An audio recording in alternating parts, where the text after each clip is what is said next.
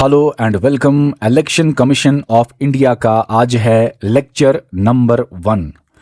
Lecture से पहले screen पे देख लीजिए कैसे आप हमारा कंप्लीट नायब तहसीलदार कोर्स ज्वाइन कर सकते हैं, जहां पे आपको complete videos, complete notes, complete tests मिल जाएंगे। ये J&K का बेस्ट क्वालिटी कोर्स है और मोस्ट अफोर्डेबल फी पे आप ज्वाइन कर सकते हैं। ज्वाइन करने का तरीका स्क्रीन पे लिखा है, पढ़ लीजिए और ज्वाइन कर लीजिए।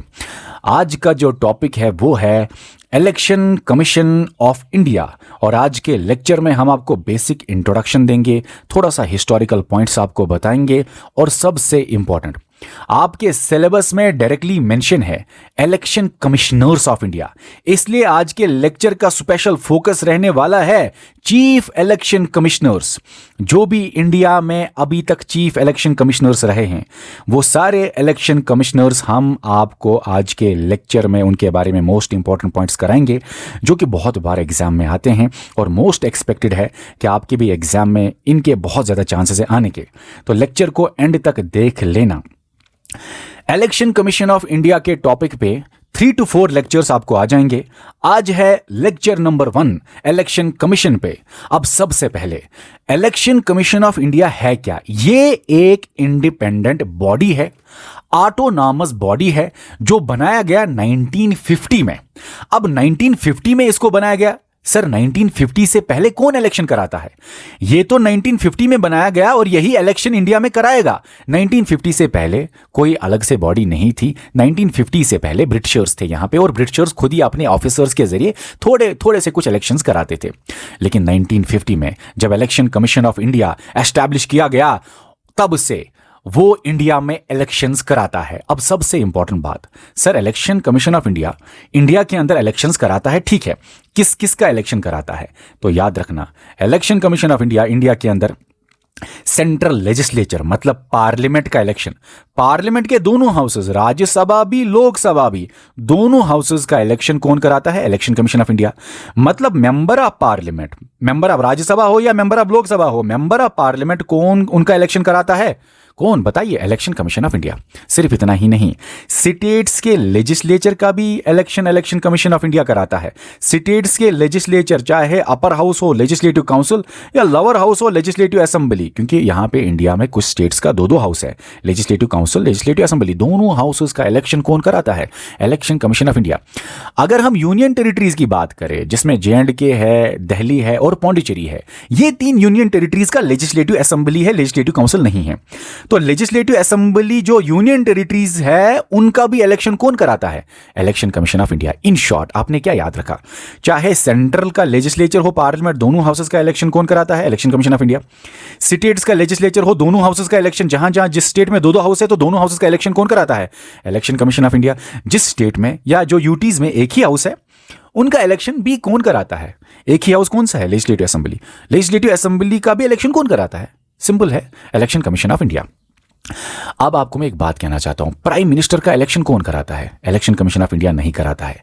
चीफ मिनिस्टर का इलेक्शन कौन करता है? इलेक्शन कमीशन ऑफ इंडिया नहीं करता है। गवर्नर का इलेक्शन, उसका तो होता भी नहीं इलेक्शन, तो इलेक्शन कमीशन ऑफ इंडिया नहीं करता है।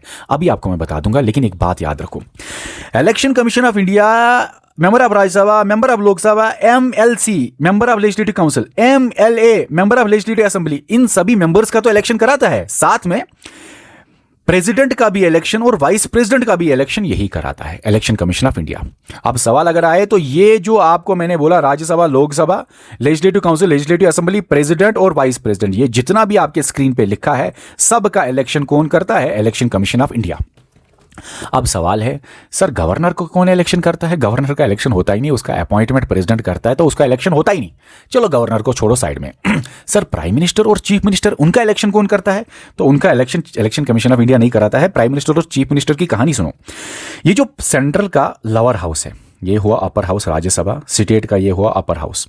लेकिन दोनों, मतलब सेंटर की बात करें या स्टेट की बात करें, ये जो लोअर हाउस है, सेंटर का लोअर हाउस लोकसभा और स्टेट्स का लोअर हाउस लेजिस्लेटिव असेंबली, ये जो दोनों के दोनों लोअर हाउसेस है, सेंटर और स्टेट के, इनका जनरल इलेक्शन होता है। लोग वोट डालते हैं, इनका तो डायरेक्टली इलेक्शन होता है।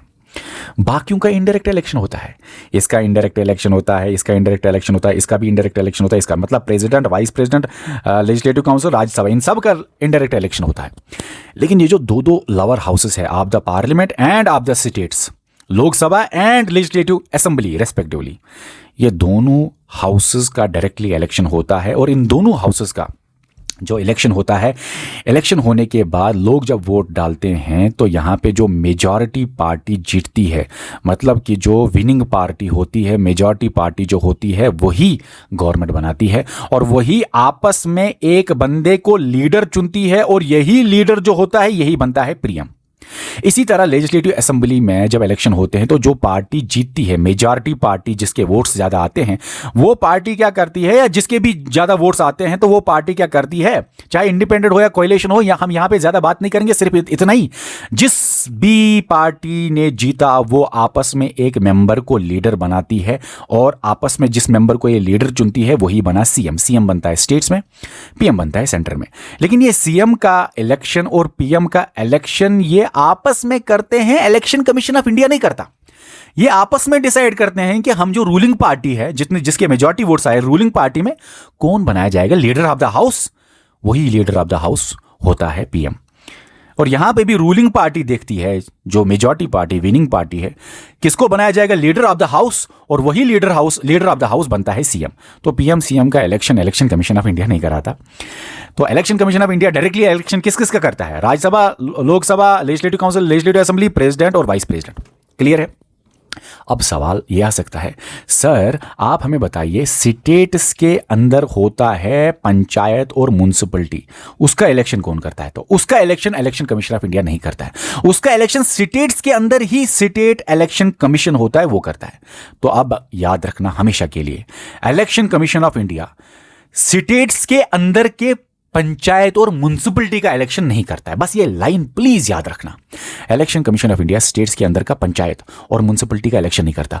पंचायत और म्युनिसिपैलिटी का इलेक्शन कौन करता है? हर स्टेट का जो स्टेट इलेक्शन कमीशन होता है वही उस स्टेट के अंदर का पंचायत और म्युनिसिपैलिटी का इलेक्शन करता है। जिस तरह से state election commission panchayat municipality का इलेक्शन करता है, लेकिन ये कभी नहीं सोचना कि स्टेट का इलेक्शन कमीशन स्टेट्स के लेजिस्लेटिव असेंबली या लेजिस्लेटिव काउंसिल का इलेक्शन कराता है। नहीं, स्टेट्स के इलेक्शन कमीशन जो है, स्टेट का इलेक्शन कमीशन, वो सिर्फ पंचायत और म्युनिसिपैलिटी का इलेक्शन कराता है। ये मैं आगे भी आपको पढ़ाऊंगा।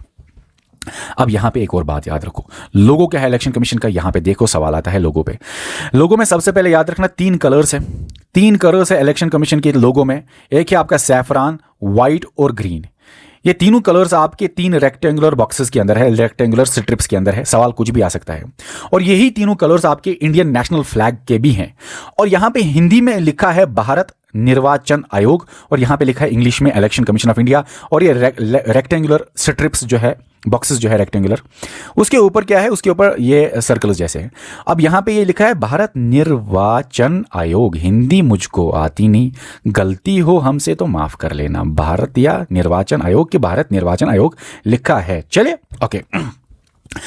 अब सर आपने बोला इलेक्शन कमीशन ऑफ इंडिया 1950 में बना, इंडिपेंडेंट बॉडी है जो कि इंडिया के अंदर फ्री इलेक्शन कराएगी। फ्री मतलब कोई पैसा नहीं लेगा किसी से इलेक्शन के लिए। किसी बंदे को बोला जाएगा वोट डालने के लिए पहले पैसे दो ना, फ्री होगा। फेयर होगा मतलब सबको equal opportunity. Election Commission of India timely election करेगा। टाइमली इलेक्शन का मतलब होता है कि कॉन्स्टिट्यूशन के शेड्यूल के हिसाब से और बराबर पैटर्न और शेड्यूल के हिसाब से। इतना ही नहीं, ट्रांसपेरेंट इलेक्शन करेगा, मतलब कि ओपन होता है प्रोसेस इलेक्शन का। और ये election Commission of India powerful body है, इंडिपेंडेंट बॉडी है, ऑटोनॉमस बॉडी है। इसके ऊपर ना ही कोर्ट्स का ज्यादा असर पड़ेगा और इलेक्शन कमीशन ऑफ इंडिया का ना ही एग्जीक्यूटिव कंट्रोल कर सकता है, ना ही जुडिशरी इसका प्रोसेस कंट्रोल कर सकता है। इसको इंडिपेंडेंट बनाया गया है, ठीक है ना। तो ये ऑटोनॉमस है। हालांकि इस पे बहुत ज़्यादा आगे कंट्रावर्सीज है कि ये फुल्ली ऑटोनॉमस नहीं है, इनडायरेक्टली इसको कंट्रोल करता है गवर्नमेंट या एग्जीक्यूटिव, वो हम आगे डिस्कस करेंगे।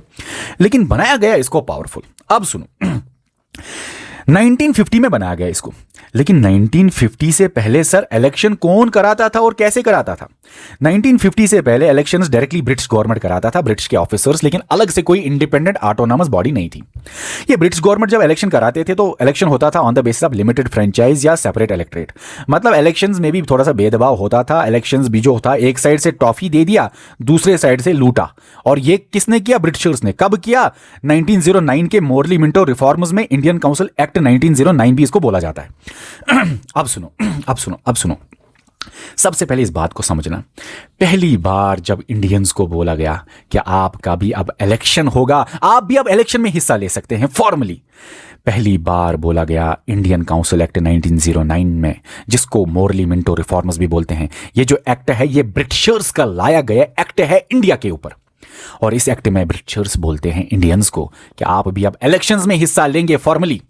पहली बार ये एक्ट की वजह से बोला गया फॉर्मली कि हाँ भाई, ऑन पेपर बोला गया कि हाँ भाई आप वोट करेंगे, इंडियंस वोट कर सकते हैं, लेकिन on the basis of limited franchise. आजकल चल रहा है यूनिवर्सल एडल्ट फ्रेंचाइज इंडिया में, जब से इंडिया आजाद हुआ, जब से कॉन्स्टिट्यूशन बना, कॉन्स्टिट्यूशन में जिक्र है यूनिवर्सल एडल्ट फ्रेंचाइज का, लेकिन तब ब्रिटिशर्स कराते थे लिमिटेड फ्रेंचाइज। लिमिटेड फ्रेंचाइज मतलब कुछ ही लिमिटेड लोग हैं जो वोट डालेंगे। आज है यूनिवर्सल अडल्ट फ्रेंचाइज, जो भी अडल्ट है वो वोट डालेगा। पहले इसका 21 ईयर्स रखा गया था, लेकिन बाद में इसका voting age, minimum voting age कम किया गया। ये मैं आगे आज ही के लेक्चर में डिस्कस करूंगा, टेंशन मत लीजिए। यूनिवर्सल अडल्ट फ्रेंचाइज, लेकिन ब्रिटिशर्स ने जब पहली बार इंडियंस को खुश किया कि हाँ भाई आप भी वोट डालिए, 1909 के इंडियन काउंसिल एक्ट में, जिस एक्ट का दूसरा नाम है मोरली मिंटो रिफॉर्म्स, ब्रिटिशर्स ने बोला हाँ भाई आप भी वोट डालिए, लेकिन लिमिटेड फ्रेंचाइज होगा। सब वोट नहीं डालेंगे इंडियंस, जो अडल्ट है वो वोट नहीं डालेगा, लिमिटेड लोग वोट डालेंगे। कौन से लिमिटेड लोग? जिसके पास प्रॉपर्टी ज्यादा होगी, जिसके पास अच्छा इनकम होगा, जो ज्यादा टैक्स देगा, जिसके पास एजुकेशन आएगा, वही वोट डालेंगे। लिमिटेड फ्रेंचाइज था ये, लिमिटेड लोग वोट डाल सकते थे। उसमें कुछ ट्रेड एसोसिएशंस आते थे, यूनिवर्सिटी मेंबर्स आते थे, डिस्ट्रिक्ट बोर्ड कुछ आते थे, जिनके पास प्रॉपर्टी था, इनकम था, एजुकेशन था, टैक्स भरते थे। तो सिर्फ लिमिटेड लोग ही इलेक्शन करेंगे। इंडियंस को बोला गया आप लोग वोट डालिए, लेकिन लिमिटेड, इसी को बोलते हैं लिमिटेड फ्रेंचाइज। और ये लिमिटेड फ्रेंचाइज और सेपरेट इलेक्टोरेट का कंसेप्ट मैंने इधर क्यों डाला आज के लेक्चर में, क्योंकि कल जब मैं आपको ये पढ़ाऊंगा इंडियन कॉन्स्टिट्यूशन के आर्टिकल्स, तब आर्टिकल्स के अंदर बोलूंगा कि आर्टिकल्स के अंदर मेंशन है क्या अब होगा universal adult franchise, limited franchise नहीं, अगेंस्ट अगेंस्ट लिमिटेड फ्रेंचाइज। और इन आर्टिकल्स के अंदर मेंशन है अब होगा वन जनरल इलेक्शन, मतलब सेपरेट इलेक्शन नहीं। अच्छा, इसी एक्ट ने ब्रिटिशर्स के जमाने में, जब ये ब्रिटिशर्स ने एक्ट लाया, तो सेपरेट इलेक्टोरेट का कंसेप्ट लाया। एक साइड से ये एक्ट टॉफी देता है, मिठाई खिलाता है इंडियंस को कि देखो आप भी अब इलेक्शन में हिस्सा लेंगे। दूसरे साइड से बोला इसी एक्ट ने सेपरेट इलेक्टोरेट होगा, मतलब मुस्लिम्स ही मुस्लिम्स को वोट डाल सकते हैं, मुस्लिम मेंबर को चुन सकता है। तो इसने यहां पे सेपरेट इलेक्टोरेट किया, इसको कम्युनल इलेक्टोरेट भी बोलते हैं। अगर सवाल आए सेपरेट इलेक्टोरेट या कम्युनल इलेक्टोरेट का कंसेप्ट इंडिया में कब इंट्रोड्यूस हुआ? 1909 में। ब्रिटिश के किस कानून ने यह इंट्रोड्यूस किया? ब्रिटिश के इस वाले कानून ने, 1909 के इंडियन काउंसिल एक्ट में या मोरली मिंटो रिफॉर्म्स में। तो सेपरेट इलेक्टोरेट, कम्युनल इलेक्टोरेट, जिसमें बोला गया मुस्लिम ही मुस्लिम को वोट डाल सकता है। और इवन कि इसके बाद और एक एक्ट आता है ब्रिटिश का, जिसको बोलते हैं गवर्नमेंट ऑफ इंडिया एक्ट 1919, और जिसका और एक नाम है माउंटिंगो चिल्मसफोर्ड रिफॉर्म्स। उसने तो माउंटिंगो चिल्मसफोर्ड रिफॉर्म्स जो है, उसने तो सेपरेट इलेक्टोरेट को और बढ़ावा दिया, उसने तो सेपरेट इलेक्टोरेट को एक्सटेंड किया बाकी कम्युनिटीज के लिए। पहले तो सिर्फ मुस्लिम्स का बोला गया था 1909 में, लेकिन 1990 ने बोला अब 6B6 को अलग से चुनेंगे, क्रिश्चियंस भी अलग से क्रिश्चियंस को चुनेंगे, एंग्लो इंडियंस अब सिर्फ अलग से एंग्लो इंडियंस को चुनेंगे। तो कहने का मतलब यह है, इसके बाद वाला जो आया माउंटिंगो चिल्मसफोर्ड रिफॉर्म्स या 1919 का गवर्नमेंट ऑफ इंडिया एक्ट, उसने तो गवर्नमेंट ऑफ इंडिया एक्ट ने और ज्यादा किया, एक्सटेंड किया सेपरेट इलेक्टोरेट। यहां तो इंट्रोड्यूस हो गया, ये तो फिर फुल्ली एक्सटेंड किया गया आगे के एक्ट में। ब्रिटिश के कानून है ये सारे के सारे, गवर्नमेंट ऑफ इंडिया एक्ट 1919 भी। यहां पे वो चीजें ज्यादा डिस्कस करूंगा तो हम टॉपिक से दूर हो रहे हैं। हालांकि मेरे दिमाग में बहुत कुछ है यहां पे बोलने का, लेकिन मैं अलग से कभी करूंगा। लेकिन फिलहाल टॉपिक पे वापस आएंगे। चलो अब सुनो, ये तो ब्रिटिशर्स के जमाने का था, और ये दोनों कंसेप्ट मैं कल के लेक्चर के साथ कनेक्ट करूंगा, जब मैं कल आपको पार्ट 15 के ये सारे आर्टिकल्स एक बाय एक करके डिटेल में पढ़ाऊंगा। 26 जनवरी 1950 का डेट है जब इंडियन कॉन्स्टिट्यूशन को एनफोर्स किया गया। ये डेट बहुत इंपॉर्टेंट है। 26 जनवरी 1950 को कॉन्स्टिट्यूशन ऑफ इंडिया एनफोर्स हुआ, और कॉन्स्टिट्यूशन ऑफ इंडिया में मेंशन हुआ पार्ट 15 में, अलग से एक बॉडी है इंडिया में, election Commission of India, powerful, independent, autonomous body, जिसके लिए ये पार्ट रखा गया। तो अब सवाल अगर आए, इलेक्शन कमीशन ऑफ इंडिया के लिए कौन सा पार्ट है इंडियन कॉन्स्टिट्यूशन में? पार्ट 15, जो बात करता है इलेक्शंस के बारे में या इलेक्शन कमीशन ऑफ इंडिया के बारे में। अब पार्ट 15 के अंदर ये वाले आर्टिकल्स आते हैं, आर्टिकल 324 टू 329, ये सारे आर्टिकल्स है related to elections in India, और आप कह सकते हैं इलेक्शन कमीशन ऑफ इंडिया के बारे में ये आर्टिकल्स है। अब अगर 26 जनवरी 1950 को कॉन्स्टिट्यूशन के अंदर मेंशन है इलेक्शन कमीशन ऑफ इंडिया के आर्टिकल्स और पार्ट्स में, तो इलेक्शन कमीशन ऑफ इंडिया को किसने बनाया? कॉन्स्टिट्यूशन ऑफ इंडिया डायरेक्टली बना रहा है। तो ये बॉडी जो है ना, ये एग्जीक्यूटिव के ऑर्डर से नहीं आया, ये पार्लियामेंट के कानून से नहीं बनाया गया, ये तो खुद कॉन्स्टिट्यूशन बना रहा है, खुद कॉन्स्टिट्यूशन बना रहा है इस पार्ट में और इन आर्टिकल्स में। खुद कॉन्स्टिट्यूशन में जिक्र है खुद इंडियन कॉन्स्टिट्यूशन में जिक्र है इलेक्शन कमीशन ऑफ इंडिया का। तो election Commission of India constitutional body है। बहुत बार ये सवाल आया है, इलेक्शन कमीशन ऑफ इंडिया, चूंकि election Commission of India constitution के अंदर मेंशन है एक पार्ट में और ये आर्टिकल्स में, तो ये कॉन्स्टिट्यूशनल बॉडी हो गई। ये एस्टैब्लिश होती है इंडियन कॉन्स्टिट्यूशन की वजह से, इसको एस्टैब्लिश नहीं किया गया किसी एक्ट की वजह से, या हाँ भाई एग्जीक्यूटिव ने बोला हाँ बॉडी बनाएंगे, नहीं, कॉन्स्टिट्यूशन ने खुद बोला इसको बनाना है, तो ये कॉन्स्टिट्यूशनल बॉडी है।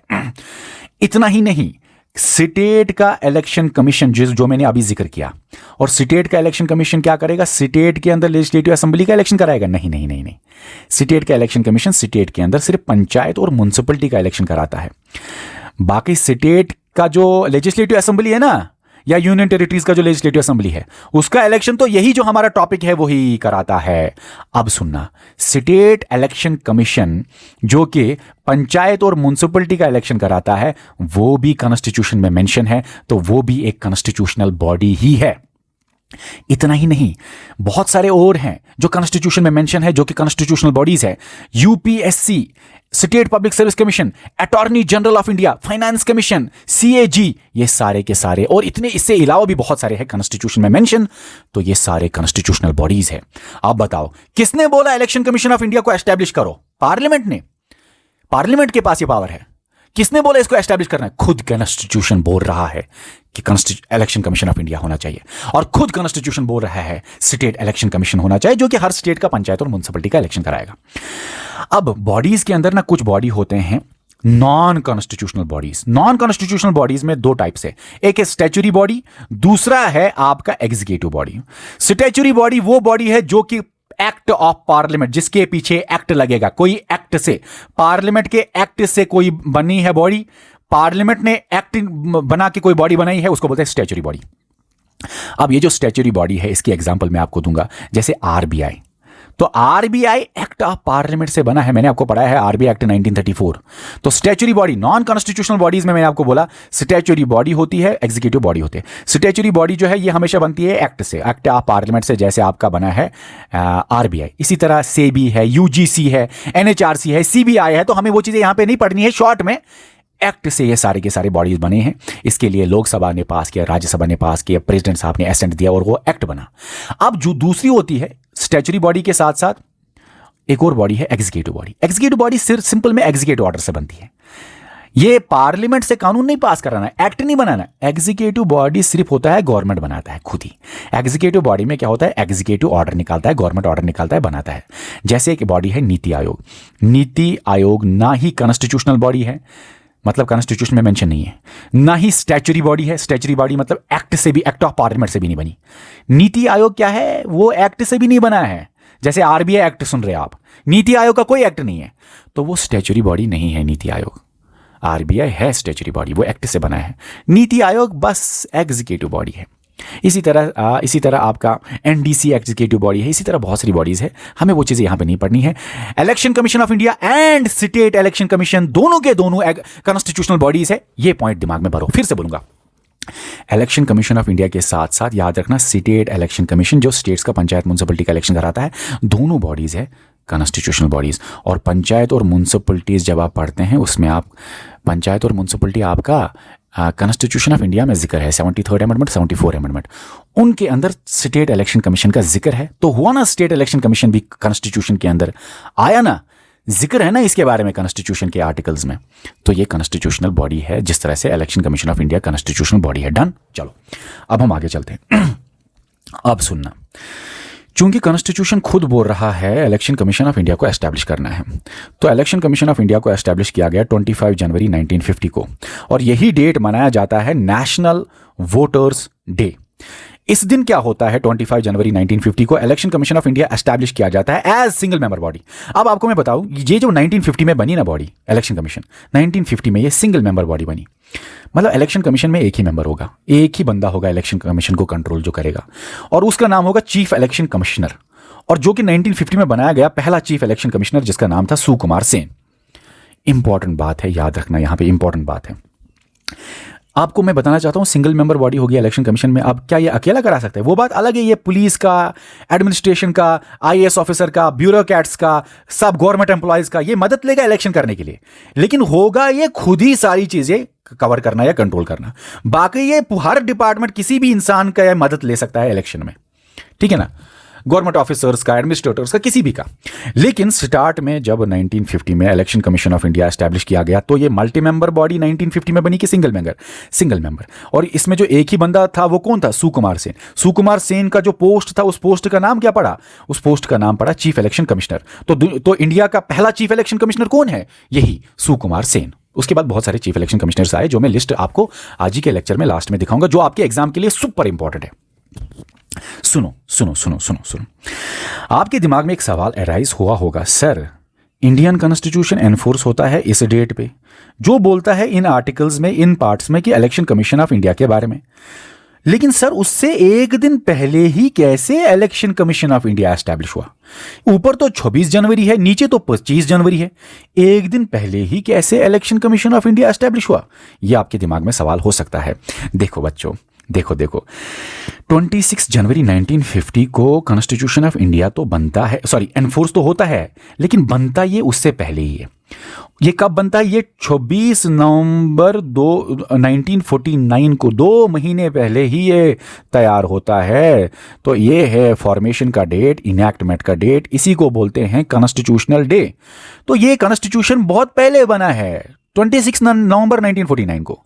बाद में इस डेट पे कॉन्स्टिट्यूशन को एनफोर्स किया गया, इसको बोलते हैं रिपब्लिक डे। हम 26 जनवरी को मनाते हैं हर साल एज रिपब्लिक डे, हम 26 नवंबर को हर साल मनाते हैं एज कॉन्स्टिट्यूशनल डे। तो कॉन्स्टिट्यूशन तो कॉन्स्टिट्यूशनल डे पे फॉर्म हुआ 26 नवंबर को ही, इसीलिए कॉन्स्टिट्यूशन तो पहले से बना था। बाद में ये डेट हमने फिक्स किया कि यही होगा वो डेट जब कॉन्स्टिट्यूशन एनफोर्स होगा, जिसको हम मनाएंगे रिपब्लिक डे। अब यही डेट क्यों रखा गया? क्योंकि इस डेट की हिस्टोरिकल इंपॉर्टेंस थी। ये डेट जो है ये 1930 से मनाया जाता था। ये 26 जनवरी जो है ना, ये 1930 से इंडिया मनाता था पूर्ण स्वराज डे। इसकी डिटेल लेक्चर मैंने आपको ऑलरेडी दिए हैं, यहां पे हिस्ट्री नहीं पढ़ाऊंगा, यहां पे समझो इस बात को। 26 जनवरी को एनफोर्स होता है कॉन्स्टिट्यूशन। 26 जनवरी का डेट हिस्टोरिकली इंपॉर्टेंट था, इसीलिए 26 जनवरी ही चुना गया, लेकिन कॉन्स्टिट्यूशन बना था पहले ही 26 नवंबर को ही। अब कॉन्स्टिट्यूशन जब बना था 26 नवंबर को, तो 26 नवंबर के बनने के बाद बहुत सारी चीजें कॉन्स्टिट्यूशन के पहले ही एनफोर्स हुई, जिनमें से इलेक्शन कमीशन का एस्टैब्लिशमेंट भी इस डेट से पहले ही एनफोर्स हुआ। इलेक्शंस जो थे ना, इलेक्शंस ये बहुत इंपॉर्टेंट थे। इसके साथ साथ और भी बहुत सारे प्रोविजंस थे जो ये वाले डेट से पहले ही कॉन्स्टिट्यूशन के कुछ आर्टिकल्स एनफोर्स हुए, जिनमें से कॉन्स्टिट्यूशन का आर्टिकल या कॉन्स्टिट्यूशन का जो ये पार्ट है ये भी एनफोर्स हुआ, और इलेक्शन कमीशन ऑफ इंडिया को एस्टैब्लिश किया गया एक दिन पहले ही। है ना समझ? एक दिन पहले ही कैसे? नहीं तो आपके दिमाग में होगा सर ये तो इस दिन बना नहीं, एनफोर्स हुआ इस दिन, बना तो ये 26 नवंबर 1949 को ही। और ये 25 जनवरी 1950 को इस डेट से एक दिन पहले ही ये बताने के लिए कि elections are super important for India, के इलेक्शंस जल्दी अब होने चाहिए, तो इस डेट से एक दिन पहले ही इलेक्शन कमीशन ऑफ इंडिया को एस्टैब्लिश किया गया। ओके चलो, अब उसके बाद हम आगे चलते हैं। अब क्या होता है जब election Commission of India single member body बनी? अब सवाल है, यहां से हम आगे देखते हैं इलेक्शन कमीशन ऑफ इंडिया में जो मेंबर्स थे ना, उनका कभी 3 मेंबर, कभी सिंगल मेंबर, कभी 3 मेंबर, कभी सिंगल मेंबर हो रहा था। बस वही हम अब देखेंगे। चलो सुनो समझो क्या होता है। 1988 को आता है कॉन्स्टिट्यूशन का अमेंडमेंट एक्ट, 61st कॉन्स्टिट्यूशन का अमेंडमेंट एक्ट। हालांकि ये दिसंबर 1988 को पार्लियामेंट पास करता है और यही जो एक्ट है कॉन्स्टिट्यूशनल अमेंडमेंट एक्ट 61, ये एनफोर्स होता है मार्च 1989 को। ये दिसंबर को पार्लियामेंट पास करता है और फिर मार्च 1989 को ये एनफोर्स होता है, दिसंबर 1988 में ये पार्लियामेंट पास करता है। ये छोटा मैंने लिखा है, ये इंपॉर्टेंट नहीं है, मत रखो याद, सिर्फ इसलिए क्योंकि बहुत सारी जगहों पे 1989 आप देखेंगे तो कंफ्यूज हो जाएंगे। ठीक है, अब सुनो, ये इंपॉर्टेंट नहीं है। 1988 में पार्लियामेंट पास करता है 61st कॉन्स्टिट्यूशनल अमेंडमेंट एक्ट, जो अमेंडमेंट करता है कॉन्स्टिट्यूशन में चेंज लाता है। अमेंडमेंट मतलब चेंज लाता है। कॉन्स्टिट्यूशन के किस आर्टिकल में ये अमेंडमेंट करता है? आर्टिकल 326 ऑफ इंडियन कॉन्स्टिट्यूशन, जो कि इसके अंदर आता है पार्ट 15 के अंदर, जो कि इलेक्शन कमीशन ऑफ इंडिया के रिलेटेड है, जो मैं आपको कल के लेक्चर में डिटेल में पढ़ाऊंगा। हर पार्ट, हर आर्टिकल डिटेल में कल के लेक्चर आएगा और कल का लेक्चर हमारा स्पेशल फोकस होगा इसी पे, सारे के सारे आर्टिकल्स। अब इस आर्टिकल में अमेंडमेंट आया 61st कॉन्स्टिट्यूशन अमेंडमेंट एक्ट, किस साल में? 1988 में। और क्या बोला गया? बोला गया कि देखो, इसमें मेंशन था पहले कि 21 ईयर्स एज होगा, अब अमेंडमेंट आ गया 21 को हटाओ, अब वोटिंग एज को रिड्यूस करके 21 से अब 18 साल रखे जाएंगे। ये इस अमेंडमेंट ने 1988 में बोला। Voting age reduced from 21 to 18। क्यों? क्योंकि इंडिया का यूथ जो है वो इंक्लूड होना चाहिए इलेक्शंस में। 18 साल का बच्चा काफी मैच्योर होता है। मिनिमम वोटिंग एज अब 21 नहीं होगी, मिनिमम वोटिंग एज अब 18 साल होगी। ये किसने बोला? कॉन्स्टिट्यूशनल अमेंडमेंट एक्ट 61 किस साल में? 1988 में। किस एक्ट में, किस आर्टिकल में चेंज लाया? आर्टिकल 326 में चेंज लाया, जो हम आगे कल आपको पढ़ाएंगे। और 21 साल की voting age, minimum voting age कितने सालों तक चली? 1950 से लेके 1988 तक 21 इयर्स ही था मिनिमम वोटिंग एज। 1988 के बाद आज तक 2025 तक 18 इयर्स ही रखा गया है मिनिमम वोटिंग एज, मतलब जो डायरेक्ट इलेक्शन होता है, ठीक है ना, उसके ऊपर। चलो लोग वोट डालेंगे जो अडल्ट होगा, ये 61st अमेंडमेंट ने बोला 21 से 18। अब क्या हुआ? इसके बाद क्या होता है? 1989 अक्टूबर में राजीव गांधी गवर्नमेंट बोलता है चूंकि अब वोटिंग एज रिड्यूस हुई है तो ज्यादा लोग वोट डालेंगे, ज्यादा यूथ अब वोट डालेंगे, तो इलेक्शन कमीशन ऑफ इंडिया जो सिंगल मेंबर बॉडी थी उसके ऊपर प्रेशर आएगा।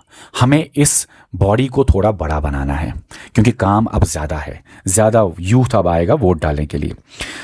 क्योंकि वोटिंग एज रिड्यूस होगी तो ज़्यादा लोग वोट डालेंगे। तो अक्टूबर 1989 में क्या होता है? राजीव गांधी गवर्नमेंट के अंदर प्रेसिडेंट साहब आर्टिकल 324(2) का इस्तेमाल करते 3 मेंबर बॉडी बनाता है इलेक्शन कमीशन ऑफ इंडिया, जो पहले 1950 में सिंगल मेंबर बॉडी थी। अब वो कब 3 मेंबर बॉडी बनी? 1989 में। सवाल आ सकता है कब से कब तक, या सवाल यह आ सकता है पहली बार कब मल्टी मेंबर बॉडी या 3 मेंबर बॉडी बनाया गया इलेक्शन कमीशन ऑफ इंडिया को? 1989 में।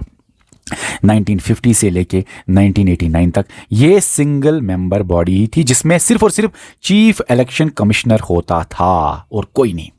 लेकिन 1989 में अब ये 3 मेंबर बॉडी बनी जिसमें एक ऑलरेडी चीफ इलेक्शन कमिश्नर हमेशा से रहा है, प्लस 2 इलेक्शन कमिश्नर्स को ऐड किया गया। अब आपको एक बात समझनी है।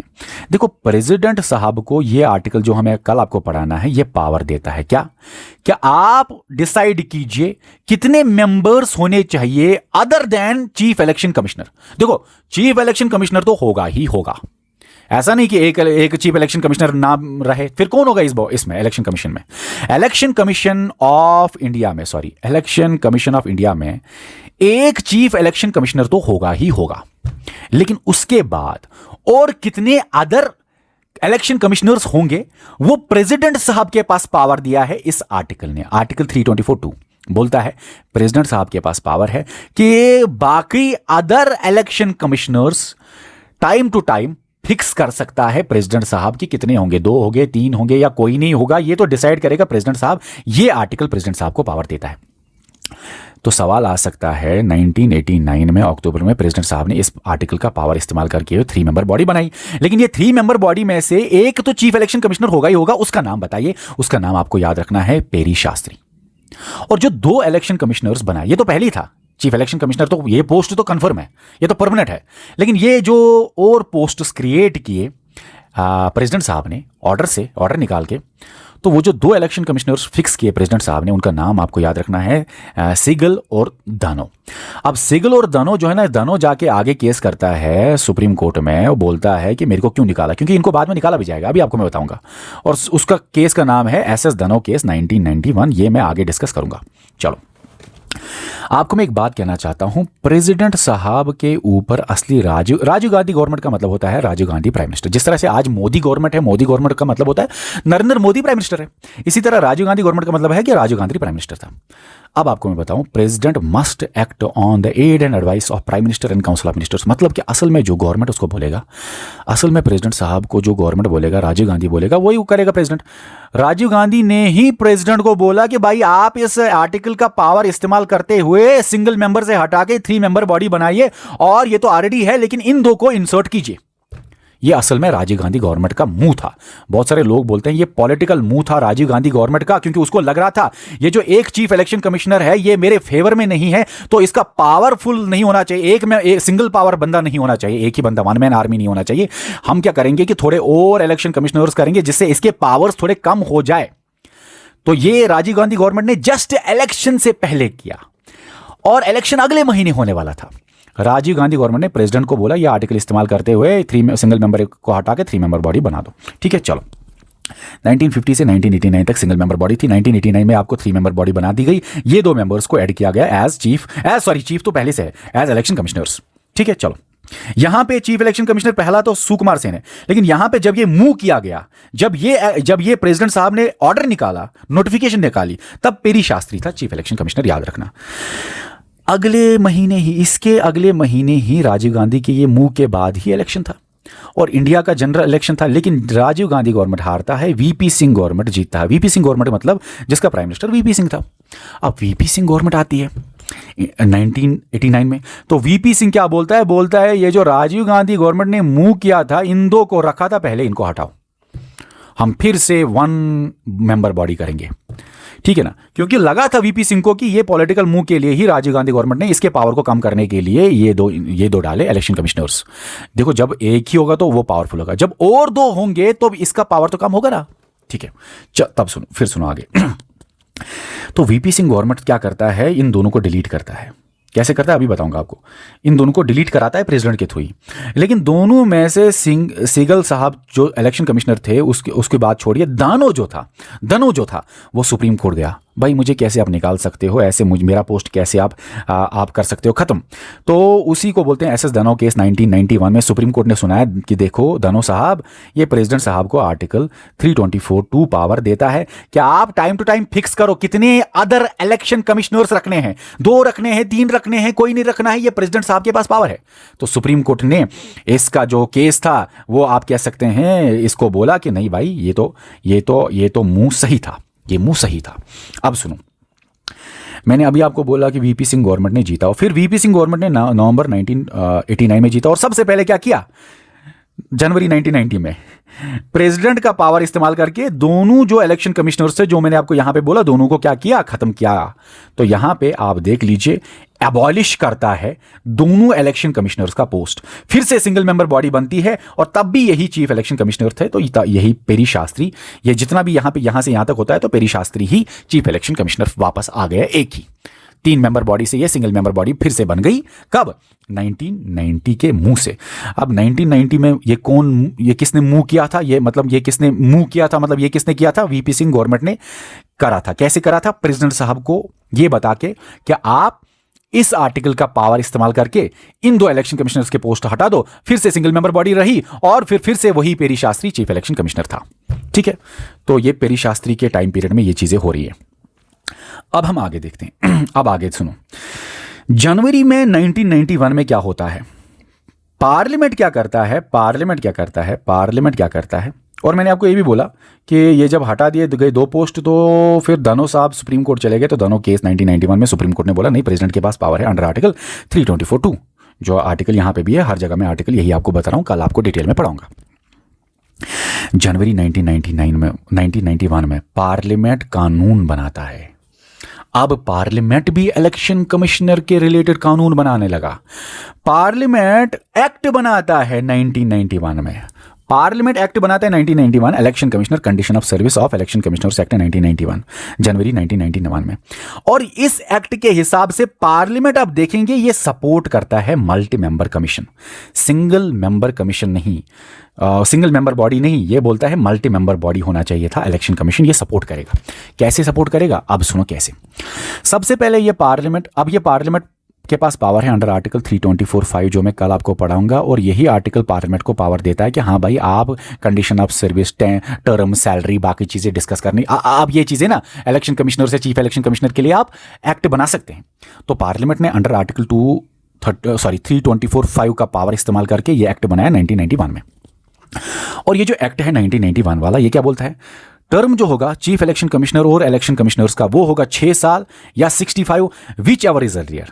कोई इलेक्शन कमिश्नर बना या वो 6 साल तक रहेगा या वो 65 ईयर्स ऑफ एज पहुंच जाएगा, जो भी इन दोनों में पहले होगा, जिस भी हिसाब से होगा, तो वो रिटायर कर दिया जाएगा, उसकी टर्म खत्म कर दी जाएगी। ये जो 6 ईयर या 65 ईयर्स है, ये मैं कल डिस्कस करूंगा डिटेल में, अगर किसी बच्चे को अभी समझ नहीं आया। अब समझो, टर्म यहां पे चीफ इलेक्शन कमिश्नर के साथ साथ इलेक्शन कमिश्नर्स का भी बताया, जो कि बताता है कि हां पार्लियामेंट ने सपोर्ट किया मल्टी मेंबर कमीशन को। सिर्फ चीफ इलेक्शन कमिश्नर की बात नहीं की, बाकी इलेक्शन कमिश्नर्स की भी बात की, तो ये मल्टी मेंबर कमीशन को सपोर्ट करता है पार्लियामेंट। और 6 ईयर्स और 65 ईयर्स विच और इज अर्लियर, ये कंसेप्ट आया 1991 में। लेकिन 1991 से पहले कोई फिक्स्ड टर्म नहीं था चीफ इलेक्शन कमिश्नर्स का या इलेक्शन कमिश्नर्स का।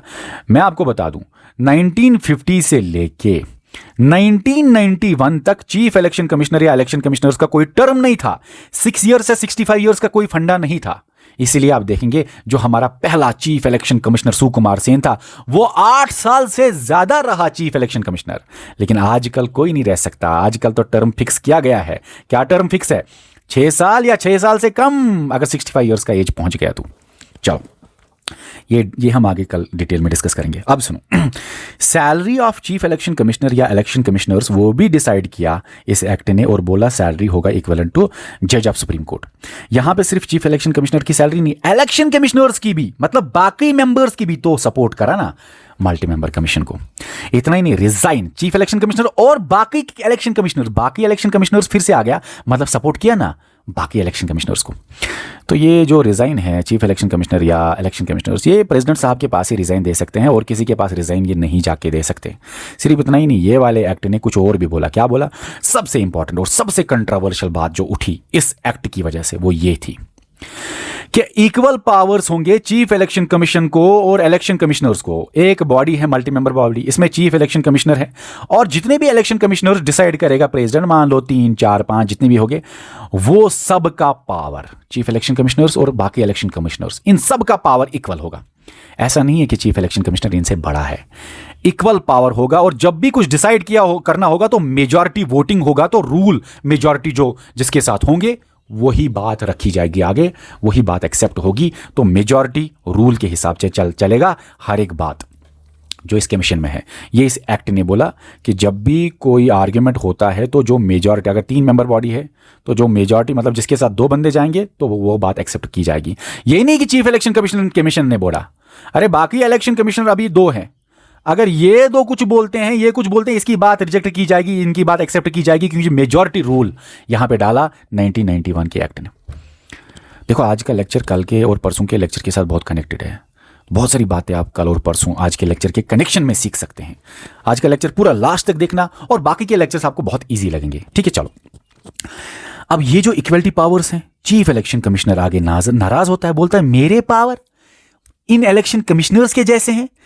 इसी के ऊपर टीएन सेशन केस होता है, जब टीएन सेशन जो कि चीफ इलेक्शन कमिश्नर था बोलता है कि मेरे पावर चीफ इलेक्शन कमिश्नर्स के बराबर, ये सुप्रीम कोर्ट जाता है। ये हम आगे पढ़ेंगे। ठीक है, चलो ये पार्लियामेंट का देखा आपने एक्ट बनाया, अब पार्लियामेंट भी मल्टी मेंबर कमीशन को सपोर्ट करने लगा। इसको देखते हुए और जुलाई 1991 में एसएस धनो का केस का जजमेंट फाइनल आता है। एसएस धनो का केस वही है ऊपर वाला केस। जुलाई 1991 में इसका जो फाइनल जजमेंट सुनाता है सुप्रीम कोर्ट, तो सुप्रीम कोर्ट 1991 के एसएस धनो केस में बोलता है, देखो भाई इलेक्शन कमिश्नर एसएस धनो, प्रेसिडेंट साहब के पास पावर है आर्टिकल 324(2) के अंदर कि वो टाइम टू टाइम फिक्स कर सकता है कितने इलेक्शन कमिश्नर्स रखने हैं। तो ये मैंने आपको ऊपर भी बता दिया। एसएस धनो फेल हो गया शॉर्ट में। चलो जो इसने केस किया था अक्टूबर 1991 में ही असल में इंडियन जनरल इलेक्शंस होते हैं और नरसिम्हा राव की गवर्नमेंट आती है। मतलब नरसिम्हा राव प्राइम मिनिस्टर बन जाते हैं। तो 1991 के इंडियन जनरल इलेक्शन में ये होता है। तो नरसिम्हा राव जब पावर में आते हैं 1991 में, तो 1993 के अक्टूबर में नरसिम्हा राव प्रेसिडेंट साहब को बोलता है इस आर्टिकल का इस्तेमाल करते हुए आप फिर से 3 मेंबर बॉडी बनाओ। चूंकि अब पार्लियामेंट भी सपोर्ट कर रहा था और नरसिम्हा राव को जेन्युइन भी लगा था कि भाई प्रेशर बहुत है सिंगल मेंबर कमीशन को, और अब थोड़े को कुछ कानून आए थे इसके बारे में, कानून भी बना था मल्टी मेंबर कमीशन के लिए बारे में, बाकी इलेक्शन कमिश्नर्स के बारे में जिक्र था इसमें अच्छे से। तो फिर नरसिम्हा राव गवर्नमेंट ने प्रेसिडेंट साहब को बोला इस आर्टिकल का इस्तेमाल करते हुए 3 मेंबर बॉडी बनाओ, और फिर से 3 मेंबर बॉडी बनी। अब मुझे बताओ इलेक्शन कमीशन ऑफ इंडिया का एस्टैब्लिशमेंट जब हुआ 1950 में जब बना, तो 1950 के साल में सिंगल मेंबर बॉडी थी, सुकुमार सेन पहला चीफ इलेक्शन कमीशन। 1950 में सिंगल मेंबर बॉडी, उसके बाद 1989 में 3 मेंबर बॉडी, और 1989 से लेके ये 1993 तक सिंगल मेंबर बॉडी ही रही है ना। 1993 में ये फिर से 3 मेंबर बॉडी बन गई। अब जब ये 3 मेंबर बॉडी 1993 से बनी और तब से लेके आज तक 2025 तक ये 3 मेंबर बॉडी ही है। इलेक्शन कमीशन ऑफ इंडिया अभी भी 3 मेंबर बॉडी है। 1993 से लेके 2025 आज तक 3 मेंबर बॉडी है ये इलेक्शन कमीशन ऑफ इंडिया। और ये नरसिम्हा राव गवर्नमेंट ने प्रेसिडेंट साहब को बोला ये पावर को इस्तेमाल करके 3 मेंबर बॉडी बनाओ, और जब 3 मेंबर बॉडी बनाया गया, chief election commission TN session और बाकी के इलेक्शन कमिश्नर्स जो बनाए गए गिल और कृष्णमूर्ति। अब ये चीफ इलेक्शन कमीशन तो पहले से रहा, लेकिन 3 मेंबर बॉडी बनाई गई, मतलब ये 2 मेंबर्स फिर से डाले गए। अब जब ये 2 मेंबर्स डाले गए तो कोई प्रॉब्लम नहीं थी, गिल और कृष्णमूर्ति आ गया तो कोई प्रॉब्लम नहीं थी TN सेशन को। लेकिन जो ऊपर पार्लियामेंट ने बोला कि इनके इक्वल पावर्स होंगे, जो ऊपर 1991 में पार्लियामेंट ने एक्ट निकाल के बोला equal powers majority rule, TN session ने बोला मैं चीफ इलेक्शन कमीशन और ये 2 इलेक्शन कमिश्नर्स आ गए, मैं चीफ इलेक्शन कमिश्नर हूं, ये 2 मैं चीफ हूं, ये 2 इलेक्शन कमिश्नर्स हैं, हमारे पावर इक्वल। और फिर मेजॉरिटी रूल प्ले, अगर कोई भी कंफ्लिक्ट होता है, कोई भी डेडलॉक होता है, तो TN सेशन जो है इनको लगा नहीं भाई मेरे पावर तो, मैं तो चीफ हूं, मेरे पावर तो ज्यादा होने चाहिए। तो ये गया सुप्रीम कोर्ट केस करने के लिए, केस करता है सुप्रीम कोर्ट में, और सुप्रीम कोर्ट इसको फिर से खत्म करता है केस को और इसके हक में नहीं देता है। बोलता है नहीं, इक्वल पावर बहुत अच्छी बात है, मेजॉरिटी रूल बहुत अच्छी बात है, और पार्लियामेंट ने कानून बनाया है अंडर आर्टिकल 324(5), मतलब कि पार्लियामेंट ने कोई अनकॉन्स्टिट्यूशनल काम नहीं किया, ये तो कॉन्स्टिट्यूशनली वैलिड किया पार्लियामेंट ने, इसलिए आपका ये जो केस है आपके हक में नहीं दे सकते। ये भी फेल हो गया, TN सेशन भी फेल हो गया, और यहां पे धन, ये इलेक्शन कमिश्नर था, ये चीफ इलेक्शन कमिश्नर था। इसका मसला था कि मेरे को क्यों मेरा जो पोस्ट है वो आपने एबोलिश क्यों किया। इसका मसला था कि देखो भाई बराबर के पावर बाकी के 2 इलेक्शन कमिश्नर्स को क्यों दिए। तो इसका मसला ये था, दोनों के दोनों हार गए। चलो, अगर हम इसके बीच में बहुत सारी और बातें होती हैं जो आगे के 1-2 लेक्चर्स में आपको पता चल जाएगा। अगर हम बात करें जुलाई 2025 की, आज मैं ये वीडियो रिकॉर्ड कर रहा हूं जुलाई 2005 में, तो आज की अगर मैं बात करूं तो गणेश कुमार है चीफ इलेक्शन कमिश्नर, जो अभी फरवरी 2025 में बना, और फिर है इलेक्शन कमिश्नर्स 2, क्योंकि आज भी आपको पता है कि एक चीफ इलेक्शन कमिश्नर होगा और 2 इलेक्शन कमिश्नर्स, टोटल ये 3 मेंबर बॉडी है। 3 मेंबर्स में से ये है चीफ गणेश कुमार और ये 2 है इलेक्शन कमिश्नर्स, और ये 2 में से ये वाला फरवरी 2025 को बनाया गया और ये वाला 14 मार्च को 2024 को बनाया गया। तो कहने का मतलब शॉर्ट में ये है SS संडू इलेक्शन कमिश्नर और V जोशी इलेक्शन कमिश्नर और Ganesh Kumar chief election commissioner. ठीक है, ये 19 हटा दो, ये 14 रहे, बस आप याद रखना फरवरी 2025, मार्च 2024, ये भी फरवरी 2025 में। चलो, अब हम बात करते हैं election commissioners, chief election commissioners की। इलेक्शन कमिश्नर्स का जिक्र नहीं होगा इसमें, सवाल आएंगे चीफ इलेक्शन कमिश्नर्स पे। ये है list of 26 chief election commissioners of India जो अभी तक रहे हैं। इनके बारे में मोस्ट इंपॉर्टेंट पॉइंट्स देखते हैं। सबसे पहला इलेक्शन कमिश्नर कौन? सुकुमार सेन। इसमें से जो इंपॉर्टेंट है उसको मैंने सर्कल किया है, वही हम डिस्कस करेंगे।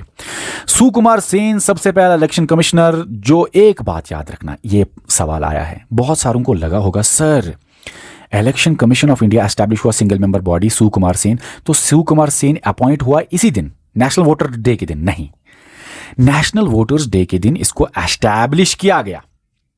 इसको एस्टैब्लिश किया गया इलेक्शन कमीशन ऑफ इंडिया को। लेकिन इसके कुछ 1-2 महीने बाद, 2 महीने के आसपास के बाद सुकुमार सेन को अपॉइंट किया गया as first chief election commission. कब कब कब एग्जैक्टली डेट देखो, 21 मार्च 1950 को अपॉइंट हुआ ये as first chief election commissioner. और देखो ना, पहले ये 8 साल से ज्यादा रहा, ये भी 8 साल से ज्यादा रहा।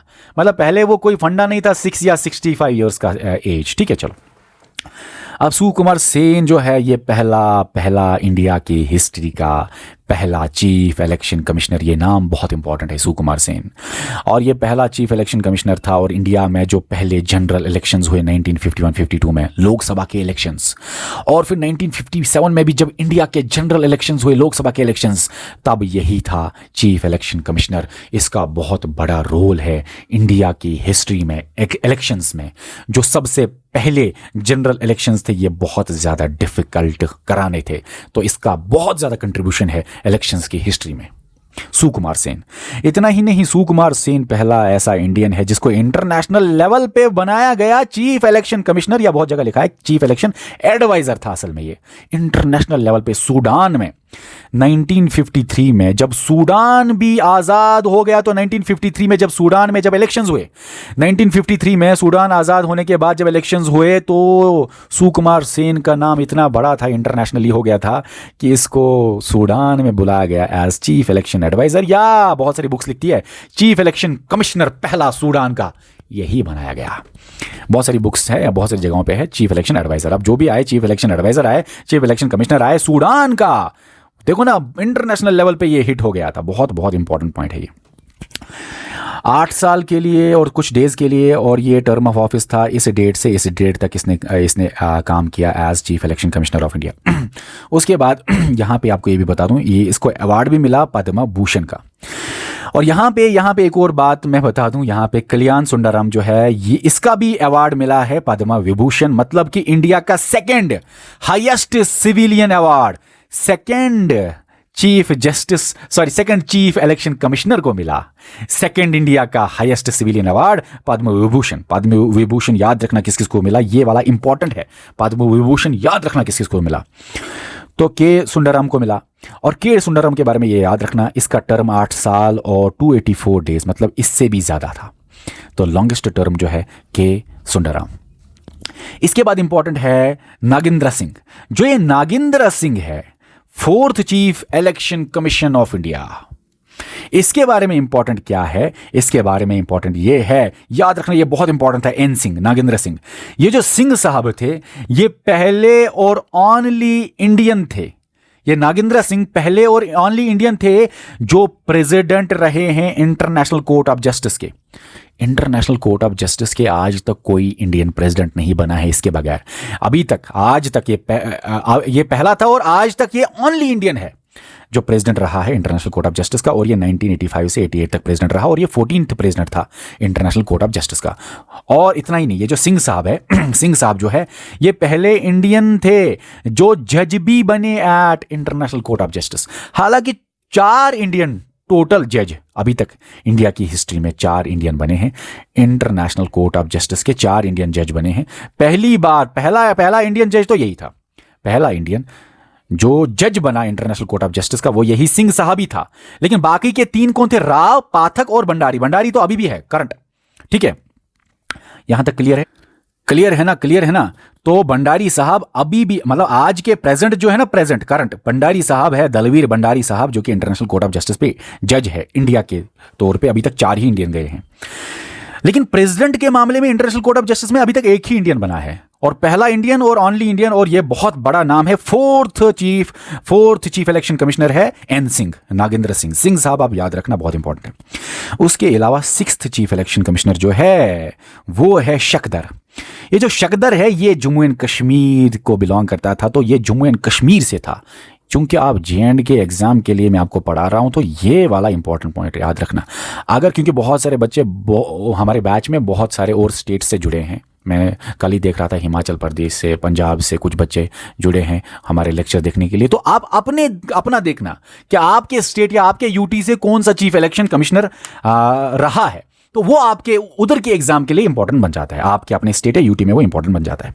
चलो इतना ही नहीं, इतना ही नहीं, यहां पे एक और नाम है, उतना इंपॉर्टेंट नहीं, लेकिन इसको पद्म भूषण मिला। पद्म विभूषण याद रखना किस किस को मिला, सेकंड हाईएस्ट सिविलियन ऑर्डर। लेकिन पद्म भूषण जो है त्रिवेदी साहब को मिला, इसके बारे में एक ही पॉइंट है। 9th पॉइंट बड़ा इंपॉर्टेंट है, सुपर इंपॉर्टेंट है, आपके एग्जाम में आप कह सकते हैं आज के लेक्चर का सबसे इंपॉर्टेंट पॉइंट है। शॉर्टेस्ट टर्म और only first and only female women जो कि chief election commissioner of India रही है, वो यही है रामा देवी। रामा देवी इंडिया की ऐसी अकेली और पहली वुमेन है जो चीफ इलेक्शन कमिश्नर का पोस्ट जिसको मिला है। और टिल डेट, मतलब आज जो मैं ये वीडियो रिकॉर्ड कर रहा हूं 2025 जुलाई में, इसके बाद हो सकता है तो मैं आपको अपडेट करूंगा आगे आने वाले लेक्चर्स में, लेकिन अभी तक तो बस एक ही वुमेन बनी है चीफ इलेक्शन कमिश्नर। आगे का पता नहीं, आगे के सालों का नहीं बता सकता मैं, ठीक है। चलो, इतना ही नहीं, ये रामा देवी शॉर्टेस्ट टर्म के लिए बनी चीफ इलेक्शन कमिश्नर, सिर्फ 16 दिन, और ये पहली वुमेन गवर्नर ऑफ कर्नाटका भी थी। सवाल आ सकता है वो कौन सी पहली वुमेन गवर्नर ऑफ कर्नाटका बनी जो कि चीफ इलेक्शन कमिश्नर भी रही है? तो रामा देवी एक ही वुमेन है, तो ये आपके लिए आसान हो सकता है सवाल आ सकता है इंटरनेशनल कोर्ट ऑफ जस्टिस पे जो प्रेसिडेंट भी रहा है, और यहां पे वो कौन सा चीफ इलेक्शन कमिश्नर फॉर्मर रह चुका है? तो आपका ये नागेंद्र सा है। सवाल कुछ भी आ सकता है, बताइए वो कौन सा chief election commissioner of India है जो एडवाइजर के तौर पे सूडान लिया गया उसको 1953 में? तो यहां पे सुकुमार सिंह। वो कौन सा chief election commissioner of India जिसका लॉन्गेस्ट टर्म है? ये सुंदराम। और इसको पद्म विभूषण भी मिला है, ये पॉइंट भी याद रख लेना। सवाल कहीं भी आ सकता है, किसी भी तरीके से आ सकता है।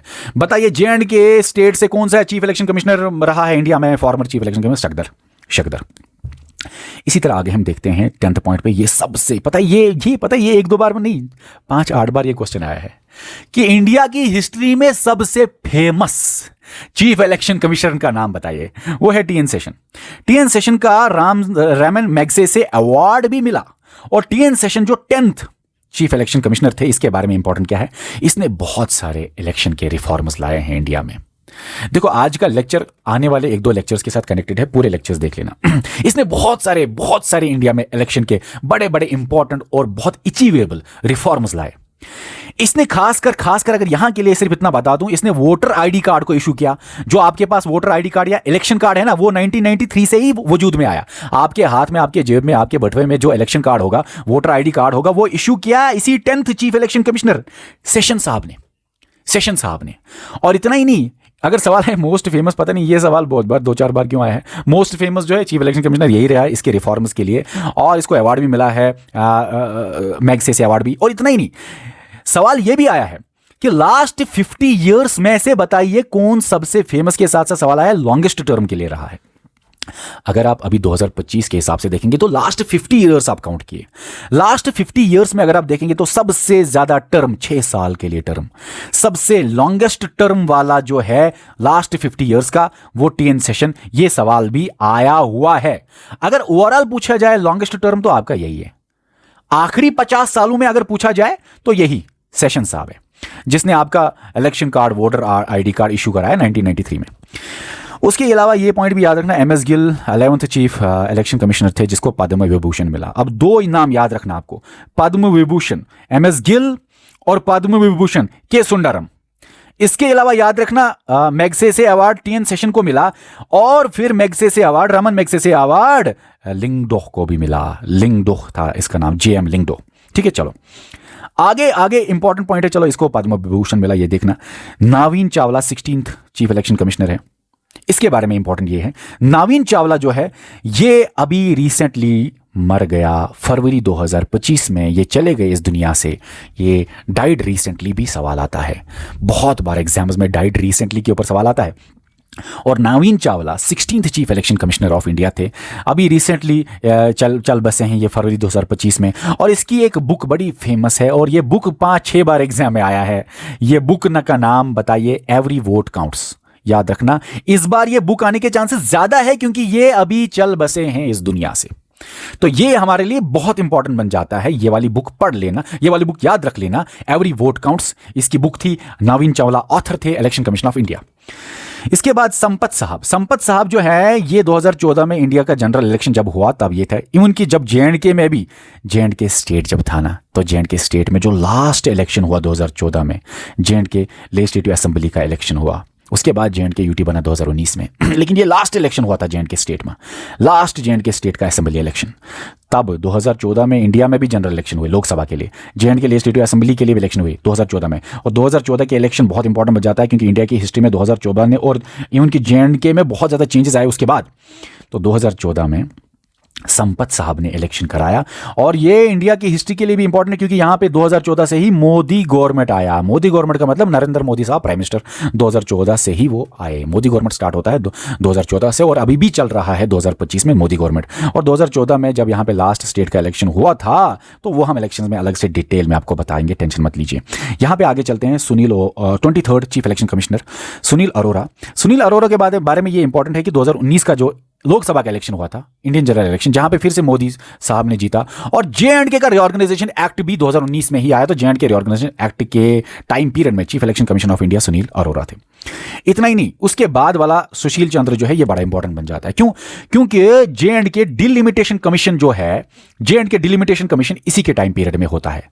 सुशील चंद्र बहुत इंपॉर्टेंट है JNK के लिए, क्योंकि JNK में जो डिलिमिटेशन कमीशन जो मैंने डिटेल में आपको पढ़ाया हुआ है आपका JNK रिऑर्गेनाइजेशन एक्ट के लेक्चर नंबर 1 में, उसमें ये जो आपके सुशील चंद्र है वो आपके एक मेंबर भी थे। तो JNK delimitation commission 3 member commission था, जिसमें मैंने आपको बोला RP देसाई जो कि रिटायर्ड सुप्रीम कोर्ट की जज थी, जो कि इस कमीशन की चेयरमैन भी थी, ठीक है ना। रंजना प्रकाश देसाई जो कि रिटायर्ड सुप्रीम कोर्ट की जज थी और इवन की इस कमीशन की चेयरमैन भी थी।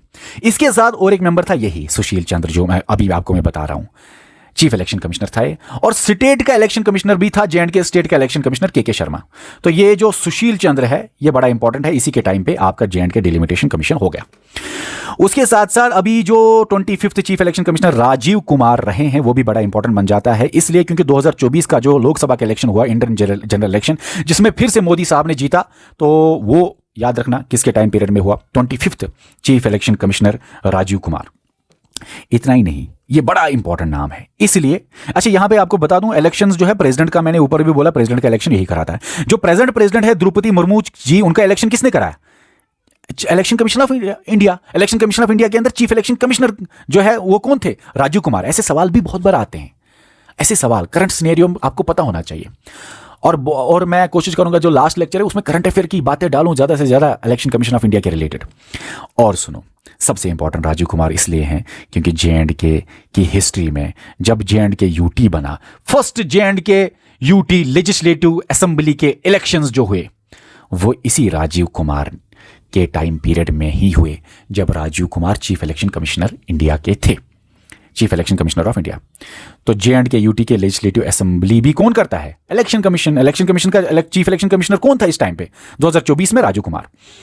इतना ही नहीं, जो अभी कुछ टाइम पहले गैनेश कुमार बना है, अभी बना है ये, और ये कब बना है देखो ना, 19 फरवरी 2025 को।